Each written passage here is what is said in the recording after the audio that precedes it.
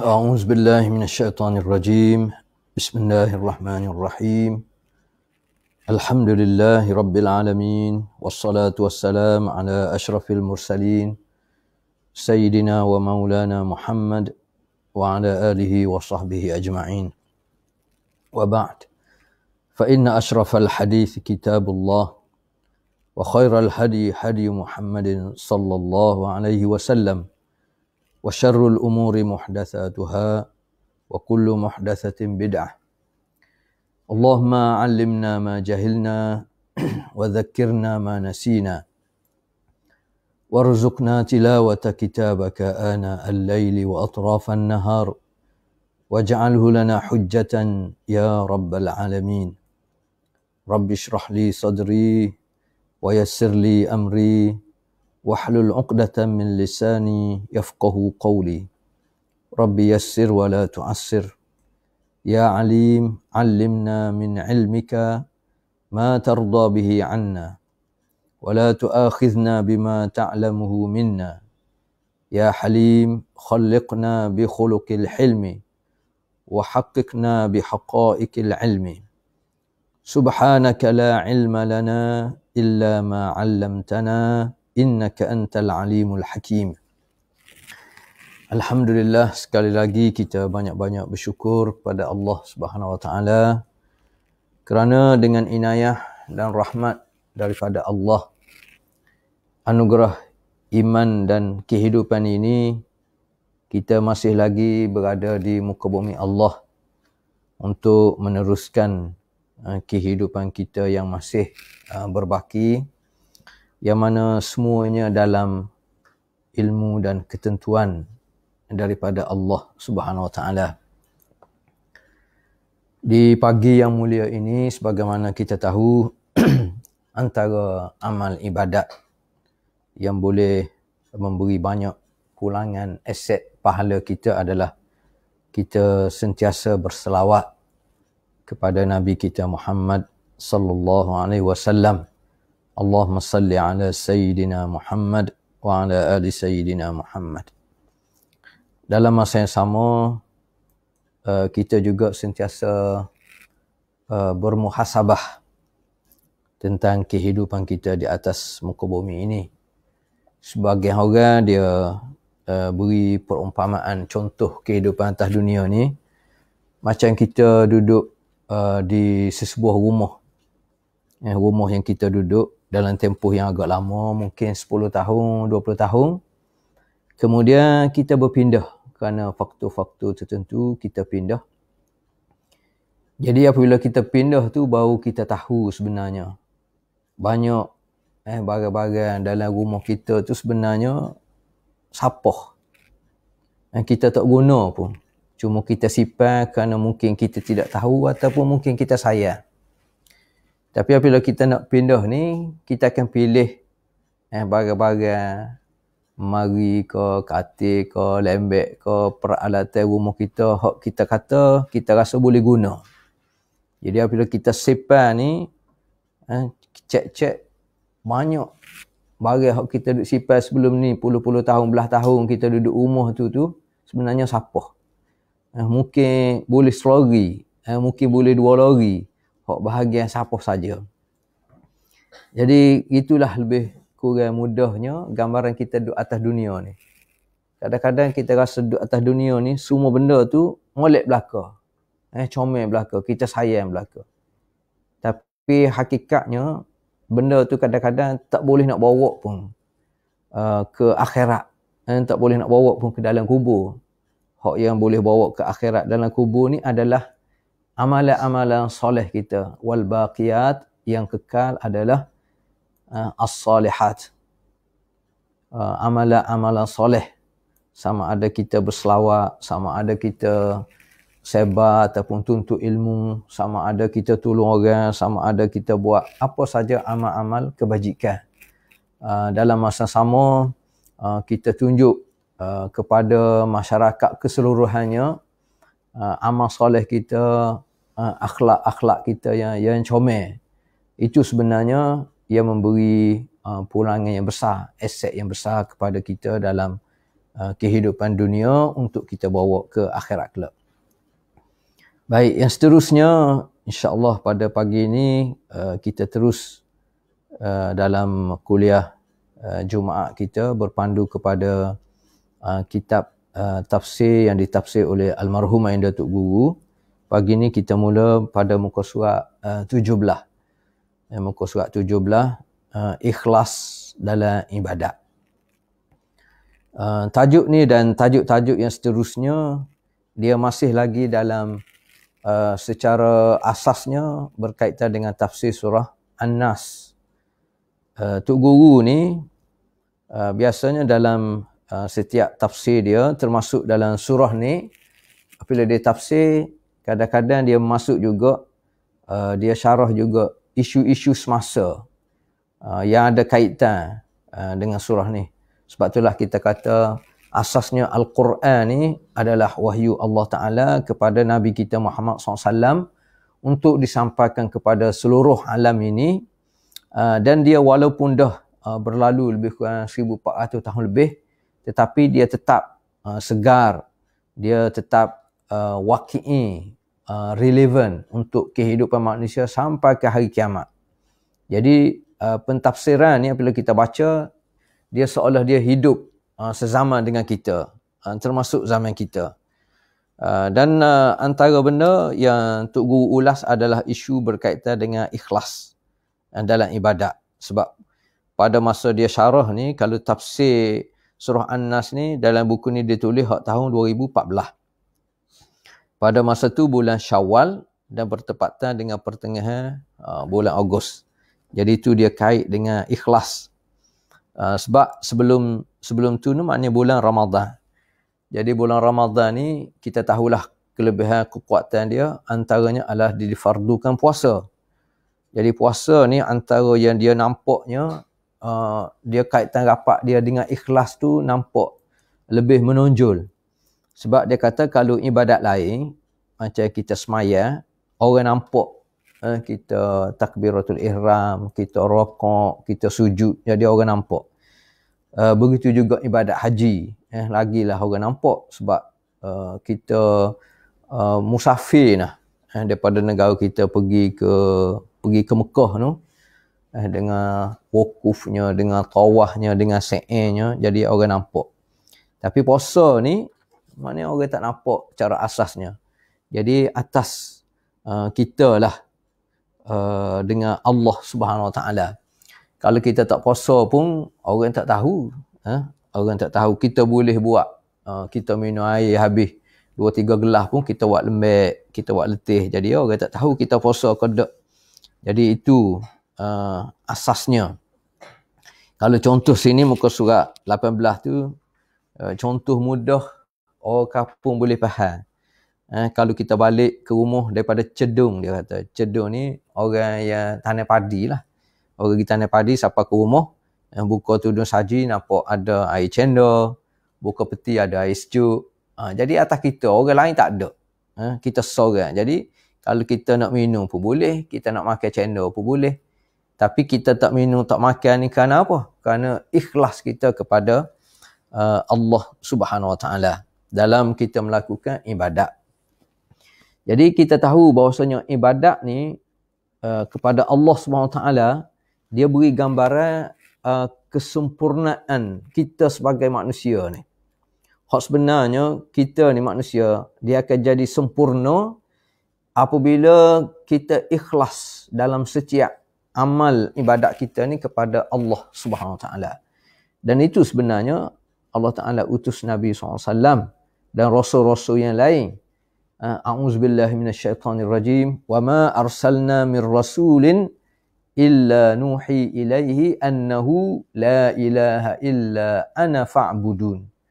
Itu sebagaimana kita tahulah tugas semua nabi-nabi dan rasul-rasul. Dan apa yang kita buat semua ikhlas lillahi ta'ala. Dan apabila sebut ikhlas ni, dia dalam kalimah Arab, ikhlas ni daripada khalasa. Dia memberi makna safa, bersih, suci. Makna ikhlas lillahi ta'ala ni, maksud bersih suci ni, Kita tidak buat ni kerana Allah dan kerana orang lain, kerana makhluk tak. 100% kerana Allah SWT. Maknanya kalau nak nisbah kepada makanan agak, makanan yang memang bersih 100%. Penuh dengan khasiat.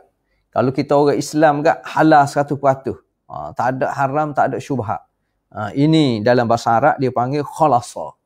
Jadi ikhlas ni dia memberi gambaran apa saja yang kita buat kerana Allah SWT.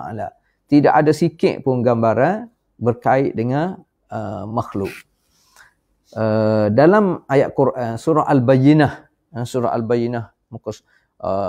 ayat yang kelima ada disebut wa ma umiru illa liya'budullah mukhlishina lahuddin.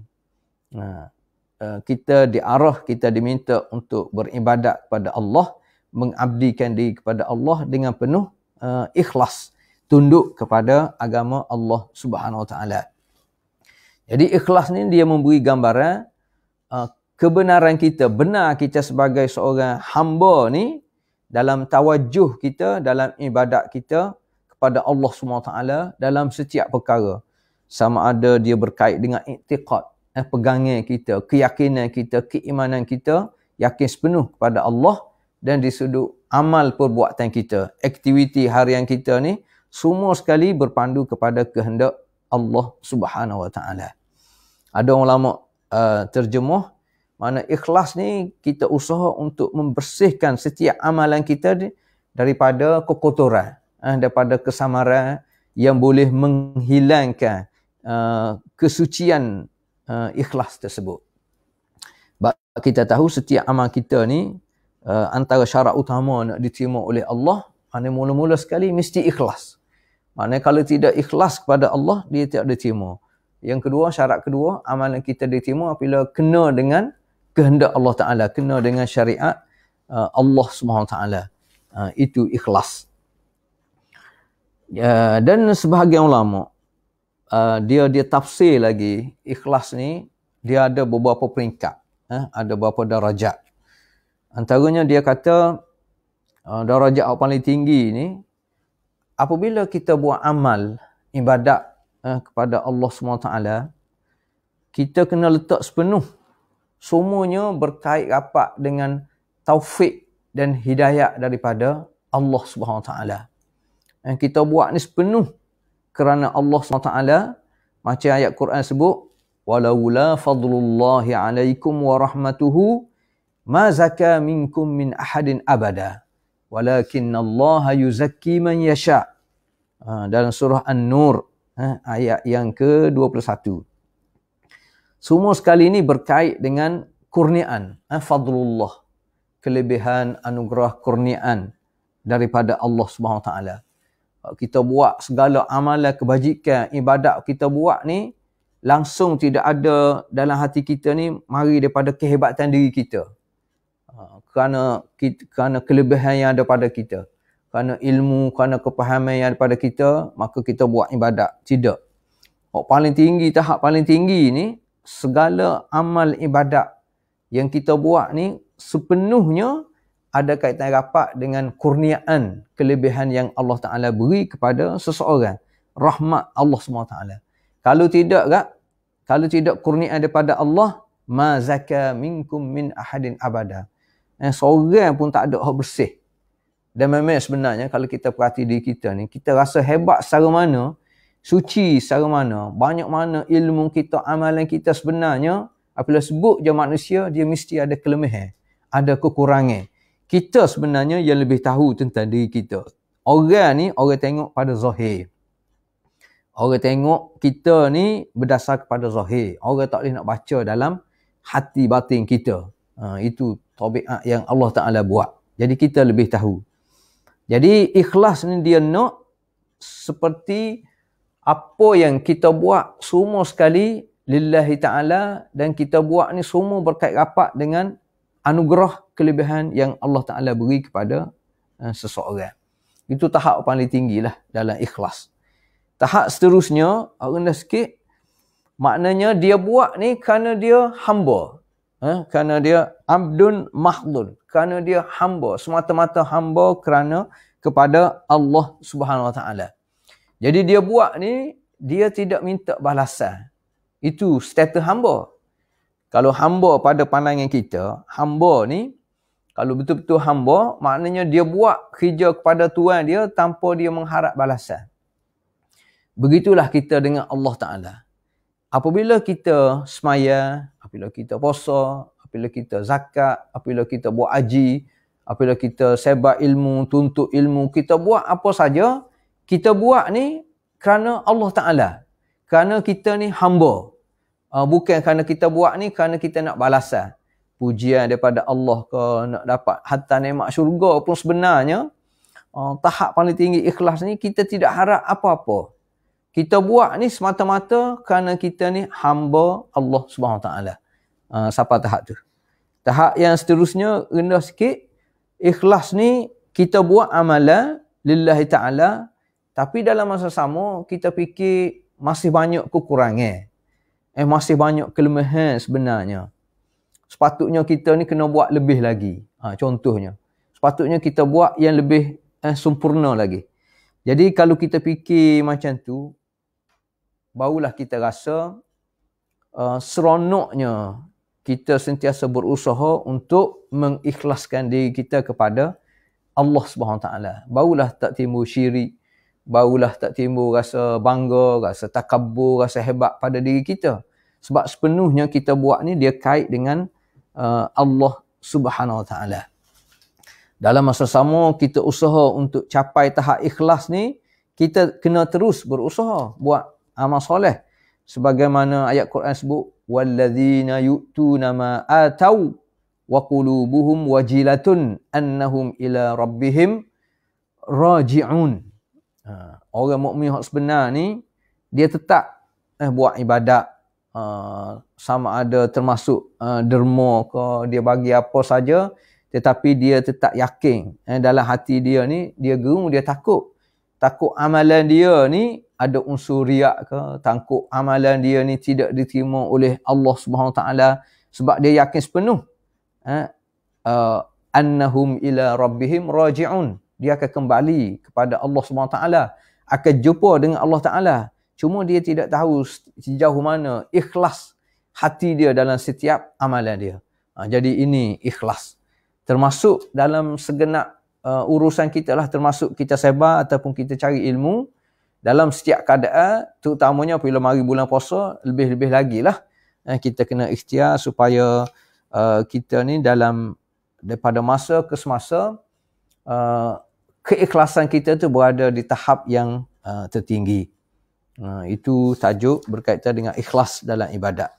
Yang kedua, muka surat 19 tu, dia ada kaitan juga isu kemerdekaan. Sebab apabila sebut bulan 8, negara kita ni dia kait dengan merdeka. Jadi apabila sebut merdeka ni, kita ingat 31 Ogos lah dia kata. Muka surat 19 tu dia sebut istilah merdeka timbul selepas negara kita diberikan kemerdekaan. Kita diberi hak memerintah negara sendiri. Orang putih balik ke kampung dia dan negara kita diperintah oleh rakyat Malaysia. Orang putih ni Mak Saleh lah. Orang Inggeris pada masa tu. Jadi apabila dia keluar, kita perintah. Jadi kita pun panggil, kita dapat kemerdekaan. Dan kita pun sambut tiap-tiap tahun. Itu pada pandangan umum. Tapi hak sebenarnya, hak kita kena faham, kita kena hayati betul-betul makna apabila sebut kemerdekaan ni, sama ada dalam bahasa Arab dia panggil istiqlal ataupun al-hurriyah. Kemerdekaan Islam ajar bukan anjuran orang putih, dia kata. Orang Perancis ke, orang Itali ke, ataupun negara-negara yang dijajah. Islam sendiri yang menganjurkan manusia supaya memerdekakan diri dan kalbu dia daripada sifat kufur dan nifak. Maknanya apabila kita nak usaha diri kita ni supaya tidak ada syirik kepada Allah SWT. Dalam kehidupan kita ni tak ada kita nak kufur nikmat Allah SWT. Dalam diri kita ni kita nak bersih daripada sifat-sifat nifak. Kalau kita usaha tu sebenarnya kita nak merdekakan diri kita. Dan kemuncak kemerdekaan sebagaimana muka surat 20 ni, apabila kita sebut asyhadu an la ilaha illallah, wa asyhadu anna Muhammadan Rasulullah. Apabila kita sebut hak ni, hak sebenarnya hak ni lah hakikat kemuncak kemerdekaan hak sebenarnya dalam kehidupan kita orang Islam ni.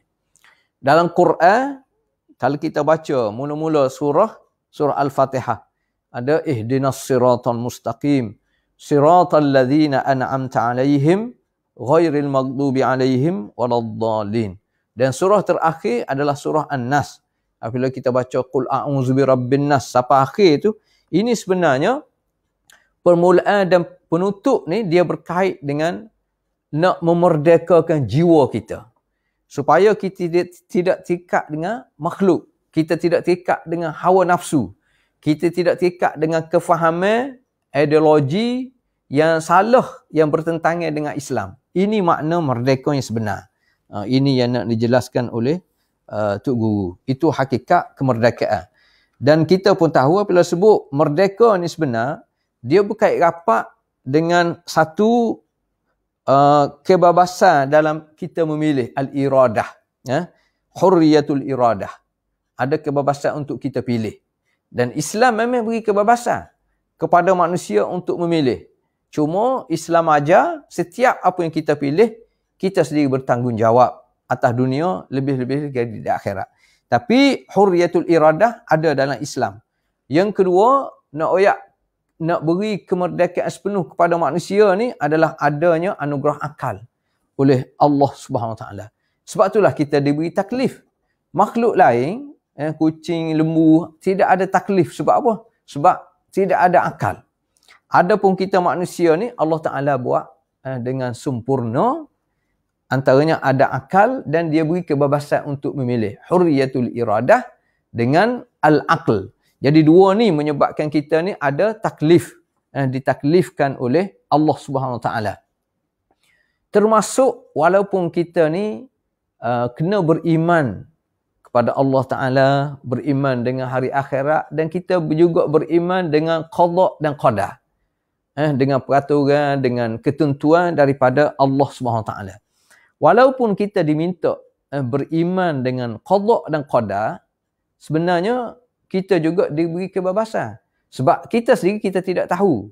Qada dan qadar ni, ketentuan ni semua dalam ilmu Allah Subhanahu Wa Taala. Dia je tahu, tapi kita ni kita tidak tahu.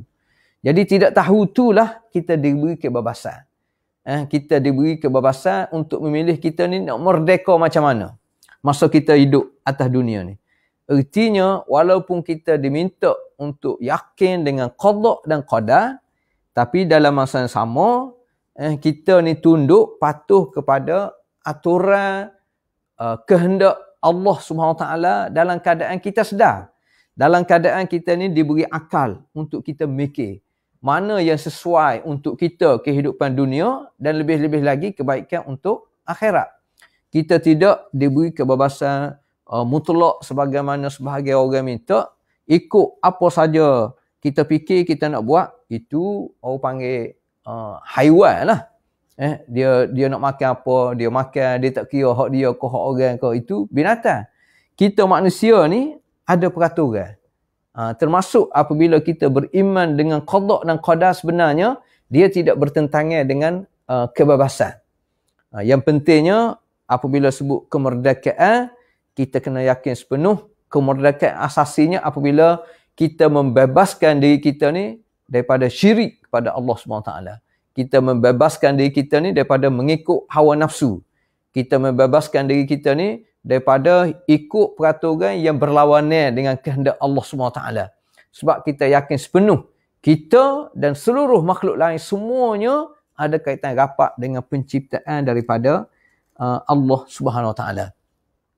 Sebab itulah apabila sebut merdeka ni, kita tengok sejarah Islam zaman dulu, termasuk zaman pemerintahan Saidina Umar Al-Khattab. Macam mana istilah yang masyhur dia sebut, matasta'badtumun nas wa qad waladathum ummahatuhum ahrara. Hak ni sejarah yang kita faham. Nak raya Islam ni penuh dengan kebebasan, penuh dengan keadilan. Semua manusia ni sama rata belaka di sisi Allah SWT. Yang membezakan manusia bukan warna kulit, bukan keturunan, Tapi yang membezakan manusia ni adalah sejauh mana dia beriman, sama sejauh mana dia beramal dengan amal yang soleh, sejauh mana dia bertakwa kepada Allah Subhanahu Wa Taala. Sebab itulah tajuk seterusnya dia berkaitan rapat dengan tajuk 3 martabat Allah ni, hak kita ulah dah. Apabila kita diminta berlindung dengan Allah Subhanahu Wa Taala ni sebab apa?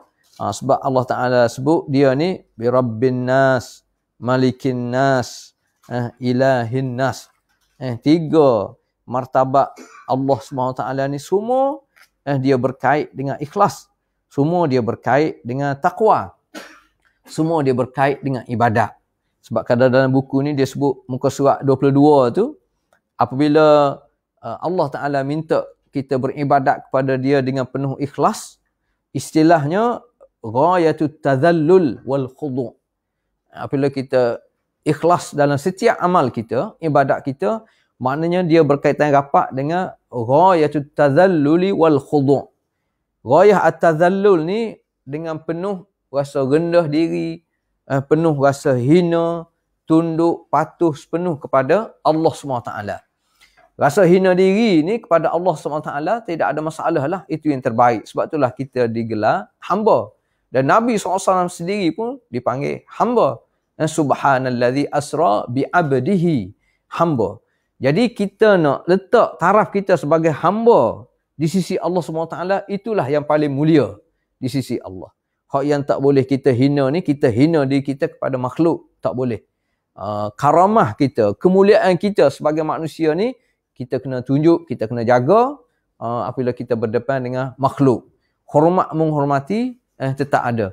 Tapi nak hina diri kita tak boleh. Kecuali kita letak hina kita ni apabila berdepan dengan Allah Subhanahu Wa Taala. Sebab itulah dia sebut, kita ni muka surat 23,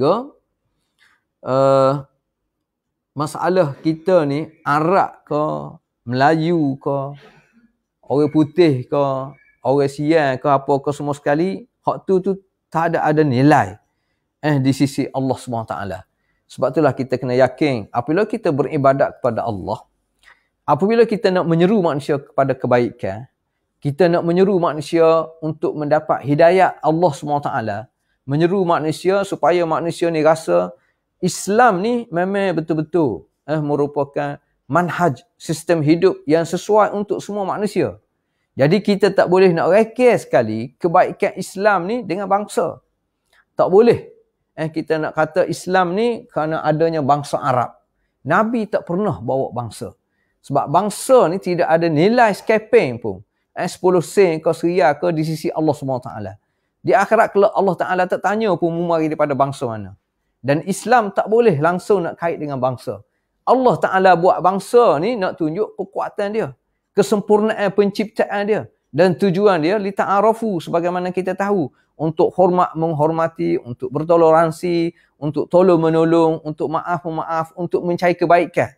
Bukan kita nak kaitkan Islam yang mulia ni dengan bangsa. Jadi mana-mana orang nak bawa Islam, dia kait dengan bangsa, itu tak kena dengan manhaj yang dibawa oleh Nabi kita Muhammad SAW. Sebab kemuliaan Allah Ta'ala nilai di sudut amal soleh dia, di sudut ketakwaan dia, bukan di sudut keturunan dan bangsa dia. Itu yang perlu kita faham. Seterusnya muka surat 25, dia kaitan tafsir surah An-Nas dengan tajuk ciptaan Allah bukan sia-sia. Ciptaan Allah bukan sia-sia. Dia sebut nama Allah ni ada 99. Antara nama dia Al-Muqit. Al-Muqit ni dia ada kaitan rapat dengan kita baca Al-Quds. Al-Quds ni makanan, dia berkait dengan makanan. Kalau kita perhati makna Al-Muqit ni, dia salah satu nama Allah Subhanahu Wa Taala. Dan para ulama dalam mentafsirkan makna Al-Muqit ni, dia memberi tafsiran yang berbagai. Ada kata Al-Muqit ni dia memberi makna Al-Hafiz wasyahid. Makna Al-Hafiz ni jaga. Antaranya Allah Ta'ala ni jaga makhluk dia, termasuk manusia ni, dengan beri makanan dan minuman. Sumber-sumber yang manusia boleh jadikan dia sebagai makanan dan minuman dia untuk dia hidup. Itu makna al-hafiz antaranya. Dan al-muqit juga dia memberi makna asyahid.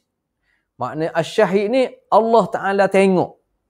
Allah Ta'ala perhati setiap amalan, perbuatan, hatta apa yang ada dalam hati jiwa manusia.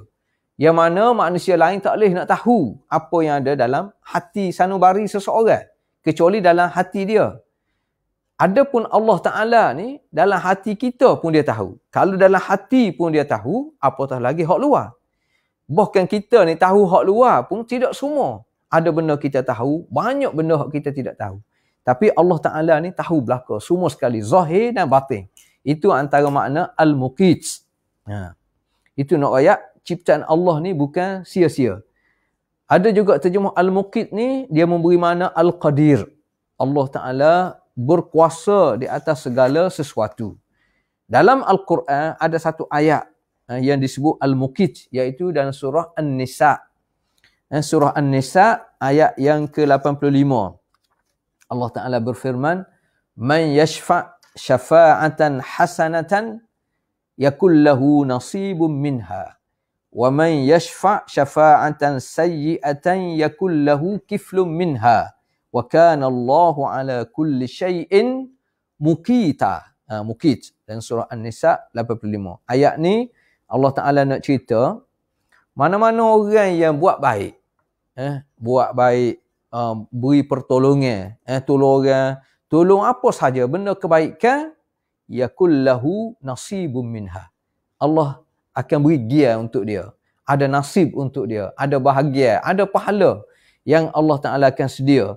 Begitu juga orang yang buat ataupun orang yang tolong benda hak tak comel, benda sayyi'ah, benda buruk, benda jahat. Maknanya ada gian dia juga, yakul lahu kiflum minha. Wa kana Allahu ala kulli syai'in muqita. Dan Allah Ta'ala ni berkuasa atas segala sesuatu. Semua sekali. Maknanya buat baik, Allah Ta'ala akan balas dengan balik. Baik. Semua sekali, tak tinggal. Mana manusia buat benda jahat, semua Allah Ta'ala akan balas. Dengan neraka, dengan azab. Semua sekali tak akan terlepas. Sebab apa? Sebab Allah ni, dia ada satu sifat dia, muqit. Dia berkuasa atas segala sesuatu. Dalam hadis Nabi SAW, ada disebut, dia berkait dengan makna muqit ni. Antaranya hadis sahih yang disebut, kafa bil mar'i ithman an yudayyi'a man yaqut. Cukuplah seseorang ni, dia akan mendapat dosa di sisi Allah. Sebab apa? Antara sebab dia berdosa ni, kerana yudayyi'a man yaqut. Kerana dia tidak tunai tanggungjawab dia, tugas dia terhadap orang yang di bawah tanggungan dia. Contohnya kalau dia seorang suami. Antara tanggungjawab dia adalah dia mesti usaha untuk beri makan minum kepada orang bawah tanggungan dia. Siapa dia bawah tanggungan dia? Tentulah isteri-isteri dia dan anak-anak dia dan orang di bawah tanggungan dia.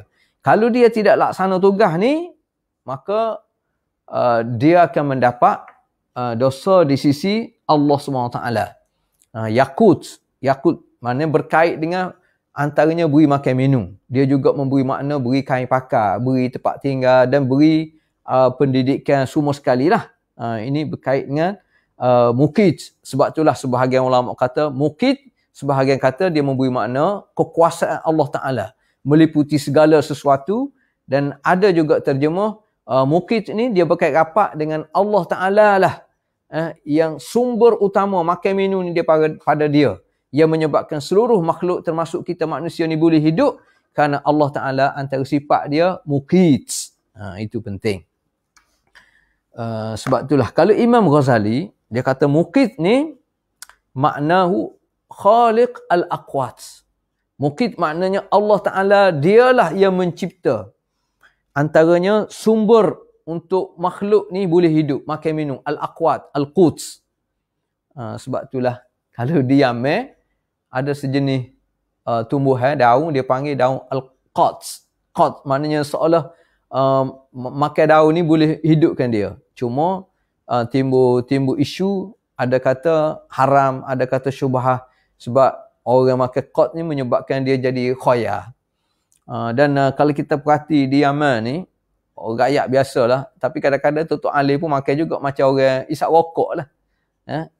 Tok alim yang ada ilmu, dia isap rokok, dia beri alasan makruh. Kalau kaji semua sekali, sebab apa setengah orang kata haram? Sebab macam-macam mana pun dia boleh beri mudarat kepada tubuh badan manusia. Yang mana kita tahu tubuh badan ni hak Allah Ta'ala yang perlu kita jaga. Apapun Imam Ghazali kata, Al-Muqit maknanya Allah Ta'ala ni khaliq al-aqwat. Allah Ta'ala lah yang menjadikan sumber, yang beri makan dan minum kepada seluruh makhluk, yang mana menyebabkan manusia ni tubuh jadi sihat, boleh hidup. Yang kita panggil at'imah, makanan. Dan Muqit juga, dia kata wa ilal qulub, beri makanan kepada qulub, kepada hati kita ni, supaya kita boleh membeza mana betul mana salah, yang dipanggil makrifah. Muqit juga maknanya sumber makrifah, berkait dengan ilmu, mari juga daripada Allah SWT. Jadi sumber ilmu tu mari daripada Quran. Jadi dalam tajuk ni Tok Guru sebut ciptaan Allah bukan sia-sia, dia mula dengan salah satu nama Allah, iaitu Al-Muqit. Baik, dia beri contoh di sini waktu kita duduk dalam perut mak kita, muka surat 25 tu, Allah Ta'ala dah siapkan makanan untuk kita. Kalau tak ada makanan, boleh mati. Mak pun tidak tahu cara macam mana nak beri makan kepada anak dia yang duduk dalam perut. Kalaulah tidak dengan kuasa Allah Ta'ala. Ada orang tertentu, ada saluran tertentu menyebabkan mak makan, makanan tu juga boleh dirasai oleh bayi kecil yang ada dalam perut. Dan semua tu mari daripada Allah Subhanahu Wa Ta'ala. Dan doktor kita pun, doktor yang buat kajian tentang pemakanan bayi ni, bila bayi keluar daripada perut mak dia, makanan hak paling sesuai untuk bayi ni adalah susu mak. Susu mak. Itu penuh dengan kalsium. Maknanya walaupun susu lain, macam contohnya dia kata susu lembu, ada juga kalsium. Tapi kalsium yang ada pada susu lembu tidak sesuai untuk penghadaman anak yang baru lahir. Nak royak, Allah Ta'ala lah segala-galanya. Hatta kita duduk dalam perut mak kita, hatta kita masa kita kecil, baru dilahirkan oleh mak kita ni, sumber makanan pun Allah Ta'ala dah sedia, iaitu susu. Walaupun sebahagian pada mak tu dia tak nak bagi, sebahagiannya tak nak bagi susu sebab nak jaga orang kampung panggil labu susu dia, nak supaya sentiasa comel. Sedangkan belah-belah mana pun benda hak tak boleh kita nak jaga, apabila dah umur 70 80 kat habis licin, keduk habis licin. Jadi Allah Ta'ala buat ni comel sangat-sangat. Termasuk sifat Allah Ta'ala ni Muqit, Al-Muqit, maknanya dialah sumber pemakanan kepada manusia, termasuk masa manusia duduk dalam perut mak lagi, termasuk pada manusia mula-mula lahir. Kalau start dalam perut mak lagi, mula-mula keluar pun Allah Ta'ala sedia, apatah lagi apabila kita dah besar. Tentulah kita kena yakin Allah lah yang memberi sumber kehidupan, pemakanan, minuman. Cuma kita kena ikhtiar. Kita kena usaha. Tapi semua sumber tu mari daripada aku. Sebab itulah Allah Ta'ala kata, aku ni Al-Muqit. Aku siapkan makanan yang kamu makan sejak daripada kamu kecil dalam perut ibu sampailah kamu tua. Semuanya aku siapkan belaka. Aku buat beras, aku buat gandum, aku buat dia untuk manusia makan semua sekali. Itu penting. Sebab itulah ayat yang kita baca sebelum ni, Alladhi khalaqa fasawwa. Allah Ta'ala lah yang mencipta kita dan ia cipta fasawwa. Cipta dengan penuh kesempurnaan. Walladhi qaddara. Dialah yang tentukan. Tentu bentuk design tubuh kita macam mana, binatang-binatang macam mana, tumbuh-tumbuhan macam mana, semua sekali berbeza, semuanya takdir daripada Allah Ta'ala. Fahada, dan Allah Ta'ala beri kepada kita, kalau kita agak hidayah dengan akal, macam mana kita nak hidup, macam mana kita nak cari ilmu, macam mana kita nak ikhtiar cari makan minum kita, tempat tinggal kita, semua sekali fahada. Kita nak selamat sampai ke akhirat, kita cari hada untuk dapat hidayah daripada Allah SWT. Maknanya semua mari daripada Allah Subhanahu Wa Taala. Baik. Sebab itulah tajuk seterusnya dia sebut muka surat 29 tu, Islam sebagai peraturan hidup. Sebagai peraturan hidup. Ini sebenarnya dia sebagai gambaran. Apabila ada peraturan ni yang perlu kita ikut, maknanya kita nak bebaskan diri kita. Kita nak merdekakan diri kita ni daripada terikut hawa nafsu. Terikut kefahaman, pegangan, ideologi yang bertentangan dengan kehendak Allah Subhanahu Wa Taala. Baik, sebab apa Islam ni kita panggil peraturan hidup? Sebab apa manusia ni perlu pada peraturan? Senangnya dia kata, sebab Allah Ta'ala apabila dia cipta kita ni, dia cipta tidak sama. Walaupun kita ni sebut manusia, tak sama. Sama ada di sudut warna kulit ke, sama ada di sudut ketinggian ke, sama ada di sudut berat ke, walaupun ada irah-irah, hatta kita panggil apa ni, anak kembar. Anak kembar yang kadang-kadang hampir sama pun ada tempat hak tidak sama.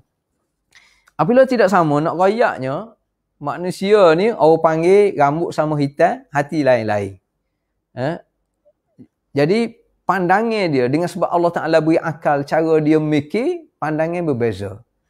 Jadi sebab itulah dia perlu pada peraturan. Itu logik mudah yang disebut dalam buku ni. Dia beri contoh juga, macam contohnya kita duduk jalan raya. Yang jadi belaga, yang jadi apa kerana apa? Kerana manusia tidak nak ikut peraturan. Kalau di jalan raya, mana kalau kita tempat kita kat JPJ. Kalau semua pakai ikut peraturan JPJ, kita puas hati ke, kita tak puas hati ke, selagi mana peraturan tu mari daripada JPJ kat, kita ikut. Jadi lebih sama. Kalau kita duduk atas dunia kat, ada JPJ, peraturan daripada Allah Ta'ala, Quran. Kita setuju ke, kita tak setuju ke, kalau kita nak selamat sampai ke akhirat, kita kena ikut Al-Quran. Kena ikut peraturan Allah Ta'ala yang kita sebut Al-Islam. Yang kita sebut Al-Quran. Itu yang kita sebut. Begitu juga kita duduk atas jalan raya, kalau kita nak selamat kat, daripada Perlis nak pergi ke Johor kat, nak selamat, asasnya ikut peraturan JPJ. Walaupun tempat ni kita rasa selesa, nak bawa 100. Tapi dah JPJ kata 90, setakat 90 lah. Jadi kalau semua pakai ikut peraturan, dia selamat. Begitu juga kita duduk atas dunia ni, ada peraturan, dan peraturan kita adalah Allah Subhanahu Wa Taala. Begitu juga muka surat 30 tu, berkait dengan peraturan, contohnya berkait hatta makan minum pun. Makan minum, dia ada peraturan dia. Kalau kita peraturan, start nak makan nak minum tu fikir, halal ke haram? Hak kita ke hak orang? Kita nak makan, kita kena buat kerja. Kita kena usaha, kita kena ikhtiar. Tak boleh kita nak curi ke. Masuk kedai dia kata. Masuk kedai. Makan, kemudian kita pakai tubik. Nyok tubik. Tak nak bayar. Mana kita ikut peraturan. Apabila tak ikut peraturan, kehidupan ni tidak akan aman. Tidak akan selesa, tidak akan selamat, tidak akan damai. Jadi wajib ada peraturan. Nak royaknya, hatta dalam muka surat 31 tu, hatta kita, laki puan ni, hubungan pun mesti ada peraturan. Tak boleh mudah-mudah kita tengok anak orang comel, kita tu ambil dia ke gendong, ke bawa gimana. Tak boleh. Mana ada peraturan dia. Nak kahwin pun ada peraturan. Kena pergi jumpa mak pak, kena cerita, kena ikut susu galu dia kita panggil. Hatta dalam muka surat 31 tu disebut, kalau orang nak kahwin, Nabi SAW dia bersabda, dia sebut unzur ilaiha. Kita nak tengok boleh, tidak ada masalah, kita diberi galakkan pun. Sebab apabila kita nak kahwin ni, kita fikir kehidupan mana sampai mati, puluh-puluh tahun. Jadi hak terbaiknya Islam pun beri ruang, walaupun setengah orang dia serah sepenuh kepada mak ayah dia, itu terserah pada kita lah. Dan tentunya dia pun yakin bahawasanya mak ayah ni kebiasaannya dia tidak akan pilih bakal suami ke, bakal isteri ke khususnya, melainkan hak baik, hak juruh, hak boleh hormat pada suami, boleh hormat kepada mak tua, ayah tua, apa semua sekali lah, hak kira juruh lah. Dan kita pun apabila kita nak kahwin, kita boleh diberi peluang, Islam beri peluang untuk kita tengok. Sebab maknanya tengok ni nak puas hati kita. Mana kita tengok, kita puas hati.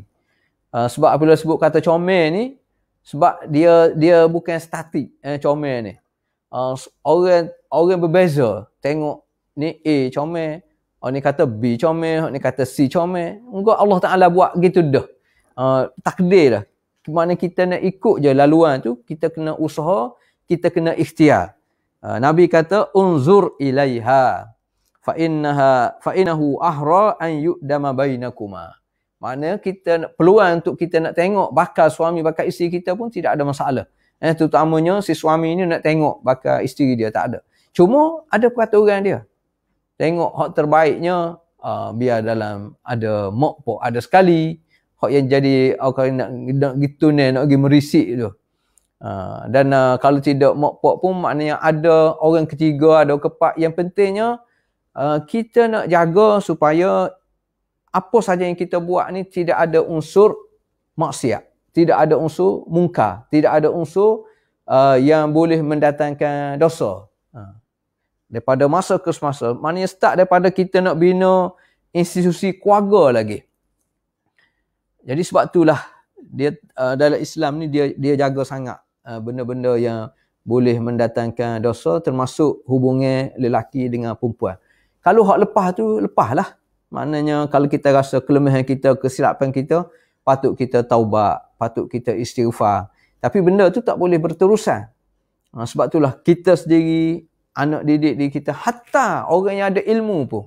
Hatta orang ada ilmu pun, ulama-ulama terdahulu dah beri nasihat dah. Hatta kita kata kalau kita nak ngajar Quran sekalipun, tak boleh laki dengan puan, dua orang tu. Sebab ia ada yang ketiga, yang kita panggil syaitan. Itu kalau orang alim, orang ada ilmu agama, orang nak ngajar Quran. Apatah lagi kalau ilmu-ilmu lain.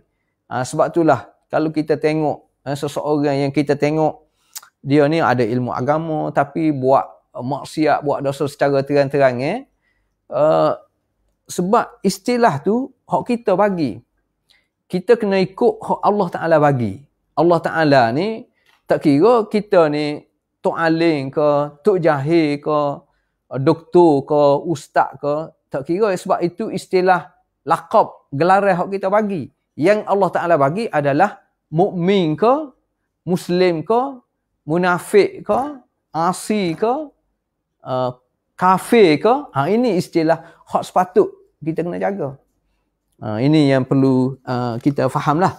Itu yang sebutnya perlunya kehidupan kita ni perlu kepada peraturan. Termasuk Islam ni kita kena yakin, sebab itulah kita panggil Islam ni manhaj hayah, sistem hidup yang mengurus kehidupan kita daripada hak besar-besar sampai ke hak kecil-kecil.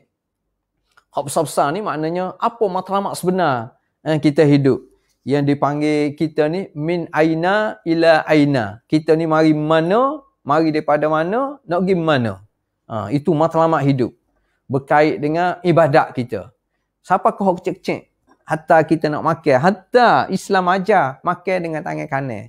Kalau boleh tangan tu bersih, basuh tangan dulu, baca bismillah. Hak kecil-kecil, kita kata hatta nak tidur pun, hatta nak masuk bilik air pun. Ini peraturan sistem hidup.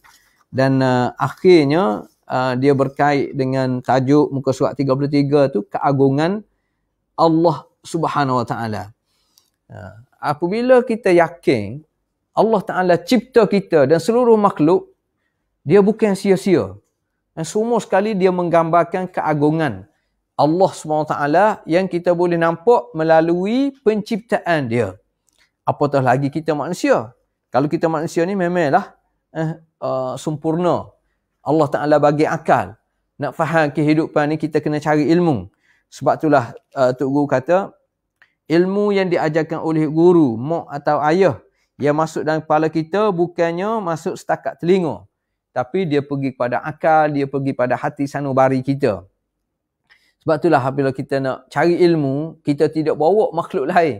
Kita tidak bawa lembu, kita tidak bawa kambing, tapi kita bawa anak-anak kita. Kita pergi bersama ayah mak kita. Sebab apa? Sebab ada bakat untuk terima ilmu. Ilmu ni hak manusia. Sama ada dia Melayu ke, dia Arab ataupun Cina, semua sekali kena ngaji. Kena belajar. Itu yang penting. Ya. Dan ilmu ni kepunyaan manusia, bukannya manusia yang buat. Muka surat 34 penggal kedua tu, Ianya ilham daripada Allah Subhanahu Wa Taala untuk membolehkan manusia mengenali dia, mengenali Allah Subhanahu Wa Taala. Sebab itulah ilmu ni wajib kita tuntut. Tujuan apa asasnya? Tujuan kita cari ilmu ni asasnya bukan untuk mudah kita nak kerja itu lama 2, lama 3, lama 7. Lama 1 sekali kita cari ilmu ni untuk kita kenal Allah Subhanahu Wa Taala. Fa'lam annahu la ilaha illallah. Fa'lam, hendaklah kamu tahu. Maknanya dia berkait dengan ilmu. Kita nak kenal Allah, kita nak kenal diri kita ni, kita nak kenal, nak tahu matlamat kita mesti dengan ilmu. Sebab itulah ilmu ni wajib. Cuma Allah Ta'ala ni dia Al-Alim, dia Al-Khabir. Ilmu mari daripada Allah Ta'ala. Kita nak lawan ilmu Allah Ta'ala kata, وَمَا أُوتِيتُم مِّنَ الْعِلْمِ إِلَّا قَلِيلًا. Sikit benar. Tapi sikit benar pun kadang-kadang kalau ada pada kita, kita faham, kita beramal, sudah cukup untuk menjamin kehidupan kita, untuk menjadikan kehidupan alam ni sejahtera dengan sedikit ilmu yang Allah Ta'ala bagi. Cuma kita kena jadikan ilmu tu sesuai dengan kehendak Allah Subhanahu Wa Taala. Biarlah kita boleh ikut peraturan ni. Allah Ta'ala kata dia ni Al-Alim Al-Khabir. Al-Alim maknanya tahu, reti. Al-Khabir ni maknanya faham. Al-Khabir juga dia memberi makna ilmu yang ada pada Allah ni zahir dan batin. Yang tidak ada pada manusia. Manusia ni dia alim, dia ada ilmu, dia alim, benda zahir lah. Sebab dia beri contoh di sini, kita baca surat khabar, dia kata banyak cerita anak muda isap dadah. Mereka ni isap dadah agak, apabila masuk kedai contohnya, dia wak lolok. Wak lolok ni maknanya pura-pura nak beli. Jadi tuan kedai ni, dia layan dia, hak zahir lah. Ilmu yang ada pada tuan kedai ni, apabila orang masuk kedai dia, maknanya dia nak beli. Jadi dia layan. Tapi dia tidak tahu hak dalam hati. Orang hak isap dadah tu sebenarnya nak pergi curi, nak pergi apa. Adapun Allah Ta'ala ni, dia alim, dia khabir. Apa pun kita tetap kena cari ilmu, sebab akhirnya kita nak tahu, kena tahu bahawasanya setiap penciptaan Allah Ta'ala ni ada tujuan, ada matlamat. Apatah lagi kita manusia. Afahasibtum annama khalaqnakum abatha wa annakum ilaina la turja'un. Ayat ni menggambarkan kita ni belah-belah mana pun semua kita akan kembali kepada Allah SWT. Semua akan dipertanggungjawab. Semua apa yang kita buat ni kita akan tanggung di akhirat kelak. Sebab itulah kita sebut tadi bawah tu min aina ila aina. Kita kena letak situ. Kita ni asalnya mari mana? Aku ni datang daripada mana? Mak kita mari daripada mana? Tok kita akhir sekali semuanya mari daripada Adam belaka. Kemudian kitanya akan pergi ke mana? Ila aina. Nak pergi mana kita ni? Belah-belah mana pun kita ni akan masuk lubang kubur juga. Belah-belah mana pun. Jadi sebab itulah Tok Guru kata muka surat 36 tu, sama ada kita ni Cina, sama ada kita ni Melayu, kita Inggeris, semuanya mari daripada Tok Adam belaka. Kecuali orang yang kata dia ni asal daripada monyet, daripada buruk. Itu dia punya pasal lah. Tapi kita yakin sepenuh, kita semua ni mari daripada Tok Adam. Jadi sebab itulah Tok Guru pernah dia sebut, mana-mana orang yang tak percaya mari pada Tok Adam, dia kaji dulu. Sehingga sebelum jumpa bahawasanya dia ni, kita ni semua sekali tak kira bangsa mana, agama mana pun, kita ni apabila sebut manusia, semua mari daripada Tok Adam. Terima dulu. Jadi apabila mari daripada Tok Adam kat, kita ni cucu, waris, belaka semua sekali lah. Sebab itulah Allah Ta'ala sebut li ta'arafu tu. Sebab atas asas kita ni waris. Dan dalam Islam, sebab itulah kita kena ajar. Belah-belah mana pun bangun pada tidur, Alhamdulillah, puji Allah Ta'ala. Bukan bangun tidur tu start-start tengok TV, tengok bola. Tapi Alhamdulillah, alladhi ahyana ba'dama amatana wa ilaihin nusyur. Alhamdulillah, kita boleh hidup balik. Kecuali dengan kekuasaan, kehendak, ketentuan daripada Allah Ta'ala. Jadi sebab itulah kita puji Allah sebab apa? Alladhi ahyana. Kerana Allah lah yang menghidupkan kita balik. Ba'dama amatana. Selepas pada kita tidur. Tidur ni matilah macam adik-beradik mati. Kita tak tahu apa satu. Wa ilaihin nusyur. Tapi macam-macam mana pun walaupun kita bangun balik daripada tidur, tapi akhirnya kita akan dikembalikan oleh Allah dan dihimpunkan oleh Allah SWT di akhirat kelak. Dan hak ni kita kena ajar pada diri kita, kepada anak kita, kepada zuriat kita. Didikkan tu biar ada rasa syukur terhadap segala nikmat kurniaan Allah Ta'ala. Biar kita ada rasa mas'uliyah, rasa bertanggungjawab. Sebutir nasi hak kita makan, sebuku roti hak kita makan, seteguk air hak kita minum, semua sekali berkait rapat dengan nikmat anugerah daripada Allah Subhanahu Wa Ta'ala. Jadi itu asasnya kuliah kita pada pagi ini. InsyaAllah minggu depan baru kita masuk tafsir surah Al-Falaq. Semoga kita semua dapat mengambil manfaat daripada kuliah kita pada pagi ini.